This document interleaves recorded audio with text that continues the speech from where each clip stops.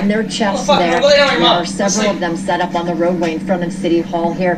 They've been positioned throughout Santa Monica here. I know that they put a couple in front of the pier. There are some around the mall, but it is certainly a very unusual sight to see the soldiers on duty here on the streets in Santa Monica. And this isn't the only city where they have been positioned here in Southern California. I know that we heard Long Beach talk about how they are asking for help from National Guard. Some have moved into place in Los Angeles as well. So they are here to help and assist is how authorities are describing it. They do not have the legal authority to make any arrests, but they certainly can help keep the peace and keep things clear is how the chief of police described it here in Santa Monica. She said that is how they're going to use their help in this area, allowing them to free up some of their officers from kind of standing watch, standing guard in front of some of the areas. They'll be able to move those officers out into the field and continue to do their job, trying to clear all of the crowds that continue to gather in the city and to continue doing their routine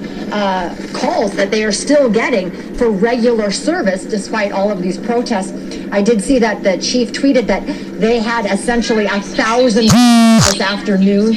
Normally on this time, especially on a Sunday, it would be 200 calls a day. So they had 1,000 911 calls today for help, many of them dealing with the protests and then the looters that ended up going through the city, smashing into so many of the businesses throughout Santa Monica here, causing so much extensive damage.